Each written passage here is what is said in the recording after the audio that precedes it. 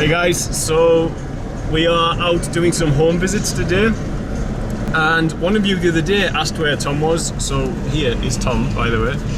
Hi. He hasn't been on the videos because he's been in town at Majengo managing the streets, the Centre for Street Involved Children. Try to say street involved, not street children all the time. But he's been managing that, so that's why he's not been around much, and he's been super busy dealing with all the social work aspects of it. But today we're heading out right now to see a lady, and all of her family have died, leaving her with 8 children, and she has been diagnosed with a bad heart as well, so she can't actually do any labour. So she has no choices, and she's living off charity of neighbours, but it's running thin at the moment. So lots of hungry mouths and lots of struggles, and they're in a village we've never been to before with the Children's Fund, so we're heading out there now. See what we find. So.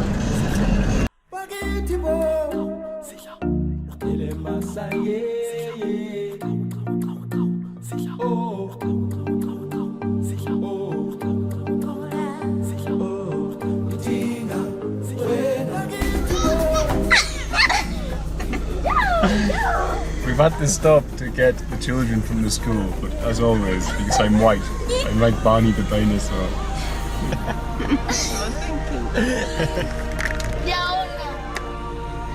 This is the school.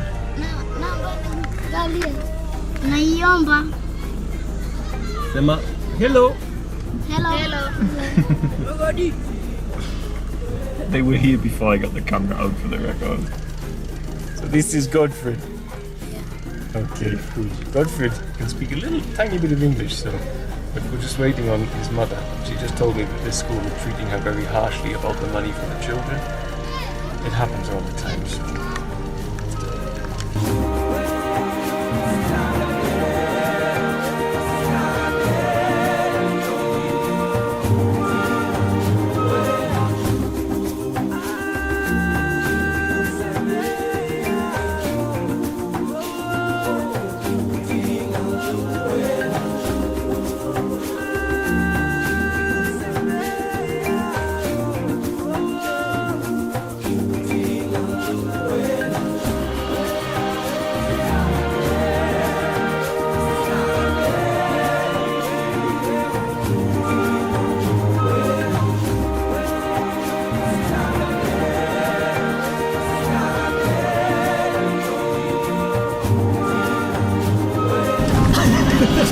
This is steep.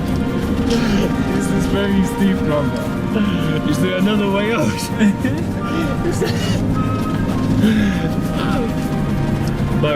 Bye.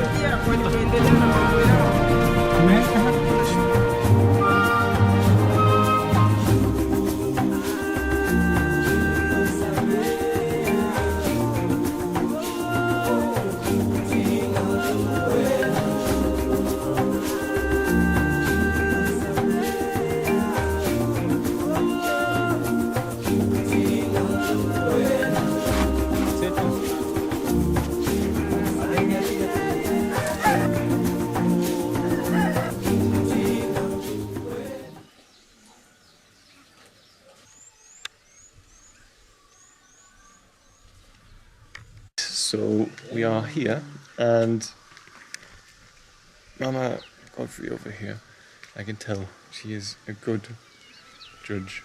I can be a good judge of character, yeah, by watching something. She has a dog, and the dog loves her a lot. It sounds strange, but here in Tanzania, dogs are horribly abused and literally killed without reason on the street in horrible ways, suffocation and hanging, and it's just unbelievable how unrespected they are. But she loves the dog, and the dog loves her back, which is rare, and I can judge something from that. But also she has a big heart, and her brother, when he died, she said, I'll take the children, because she loves them and she knows them. She didn't want to see them go to neighbours and be mistreated and not get education and end up being house girls or labourers and stuff like this. Because of that, the local school have really given her a hard time, saying that she took too many children and that she makes them suffer because of this just childish, egoic nonsense. And someone who knew her with a good heart, who owns this house, has gone away and is working for the government in the capital city. So he said, my house will get vandalised or broken into without me here. You stay there for the next few years as my security guard as such. You live there with your family. And he also said, use my land to grow food so you can feed yourself. So she already had a good Samaritan. But, and it's a big but, it's not a lot of land. And as we know, last year, there was no harvest for most people here, and she was one of them. So she now has these 8 children, and she has to find school fees for them. She can't do it. The school have given her a grace period, but she keeps saying, I'll get it to you. That's why they've gotten angry with her and started treating her badly, I think, which is not right. But so now she's at the point where the thing she did when taking the children, after her own children as well, and her brother's children, was to get them a good life. She's at the point where they will end up with a bad life. Because, first of all, if she can't pay the school fees, they will go into labour. She would like to labour, but she has a heart problem, which is another issue here. Because if this heart problem manifests itself in a bad way and something happens to her, where do the 8 children go? So the children are about to be kicked out of school, which will result in them joining the labour force, unfortunately. One child, to give you an idea how kind of brutal the education system can be, has just failed primary school, growing up in such a difficult circumstance where his father and his mother have died, his aunt, her brother and sister-in-law. He failed school, and because he failed school, the government won't let him access secondary education. This is how it works here. So I need to find vocational training for this young man, this little boy. But he's not a boy after what he's gone through, sadly. What else? Yeah. Oh, the other worry.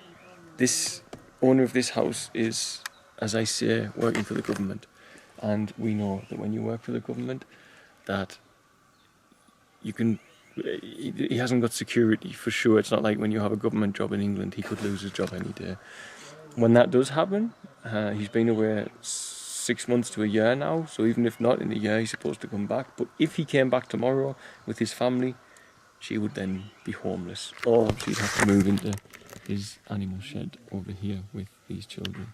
So, which is now an animal shed, but used to be a home until this man found himself with an education and a job, which managed to allow him to build this. So. Yeah.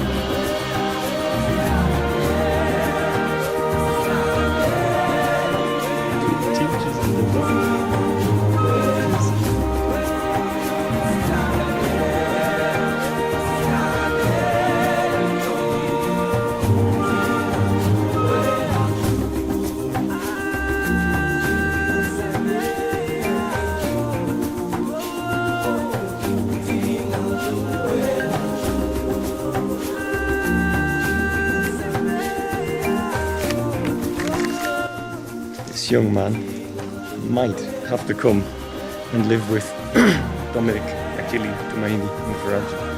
I'm not sure, because there's no way to get him into a school except the one close to us, which I'm going to need to live somewhere.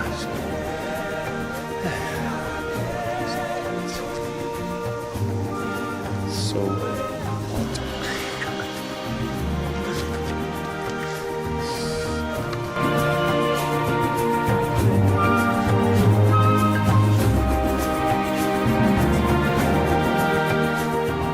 We're done with this home visit. The day is stretching on a bit and I have to go into town and sort out some business there, so that might be the only one for today. Lady's in a lot of trouble. and so are her children consequently. I don't see any options for her son if we don't step in, and he might need to come and live with us, I think, so we'll see how it goes anyway. Okay. But now we have to find our way back to the road, right? Because getting here was a little bit epic, shall we say. So we've just been stopped with some of the freshest mango you're gonna get. Okay, hold on. You see this bucket of mangoes? That came to the equivalent. They're not normal mangoes as you would expect, by the way, but that came to 2,000 shillings, which is like 70 pence. And it's not like that in town. In town, they're 1,000 each. So I gave her 10,000 shillings. And now she's praying craziness. So.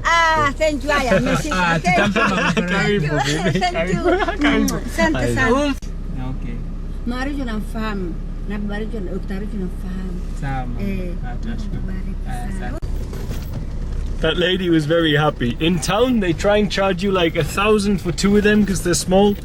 And because we're in the mountains, local price, she said 2,000 for the bucket. So I gave her 10,000 because the children and I will eat those. And we would have bought them in town anyway, or at the market in Uchira, which would have been more expensive again. And as I was leaving, she started giving us a blessing. And what she said, this is one for you, Fritzy. She said that she hopes that God gives us twins. This is her blessing for buying her mangoes. Let's see. Guys, these mangoes are so sweet. They're so tasty. It's like the sunshine manifests itself into something edible. Nectar.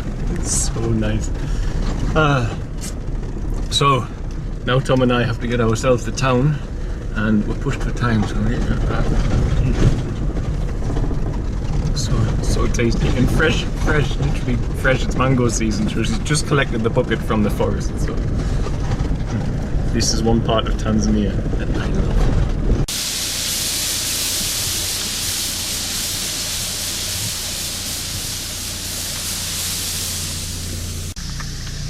Tom and I are not sure, but this is the hot and very dry season, and a lot of people's animals are in a bad state. We're wondering whether that poor animal has succumbed to the lack of grass and the lack of vegetation and the lack of water, because there's just nothing around at the moment. So there's no signs of an accident, there's no signs of anyone dragging its body, so it's just dropped down dead on the spot, it would seem. Could be old age, of course, but also our immediate thing was maybe because it's right dead centre in hot season. So it might very well be that it's a lack of food. Because look, this is green most of the year down the side of the road. People walk their goats at the side of the road on purpose because the ground's nice and green for them to eat. So right now, nothing. Their skins, they are so tired. Nothing to eat.